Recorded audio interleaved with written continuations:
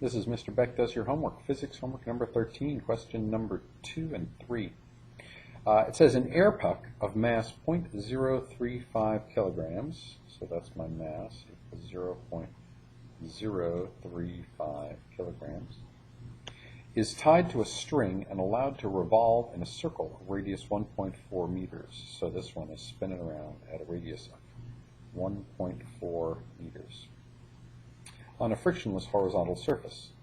The other end of the string passes through a hole in the center of the surface, and a mass of 1.6 kilograms is tied to it, as shown. The suspended mass remains in equilibrium while the puck revolves on the surface. So this one is standing still. What is the magnitude of the force that maintains circular motion acting on the puck? Acceleration due to gravity, answer newtons. So somewhere this puck is moving in a circle, and it must have a force directed towards the center of the circle.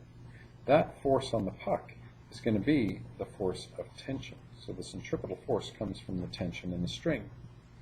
But the tension in the string must come from somewhere, so it's up here, but if it weren't for this hanging down here, this puck would just fly off, tangent to the circle, or fly off. So this hanging mass also has a free body diagram. On that free body diagram, I've got the force of gravity on that mass, and I've got tension up. So I know that the force of tension is going to equal the force of gravity on the hanging mass. So I know that the force of tension is going to be mass times the acceleration of gravity, which is going to be 1.6 kilograms for me down here, times gravity of 9.81.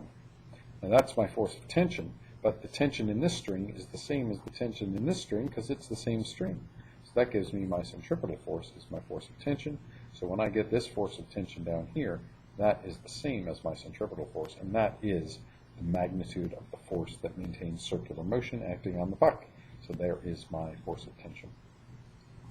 Question number 3 says, what is the linear speed of the puck? What is the speed of the puck? Linear just means that it's asking for the scalar, not the vector. So I want to know the speed of the puck as any time I look at it, it's spinning around the circle. So now I'm looking for the velocity of the puck. Well, I have the mass of the puck, I have the radius of the puck, and I have the centripetal force on the puck. So I know that the force centripetal equals the mass times the velocity squared divided by the radius. So if I want the velocity, well, I can multiply by r. So I get the force centripetal times the radius and divide both sides by the mass, and that's v squared. So my velocity is going to be the square root of all that. So this is this number, it's the centripetal force. My radius is 1.4 meters. My mass is 0.035 kilograms, and that's going to give me the square of the velocity. So square root that, and I will get my velocity.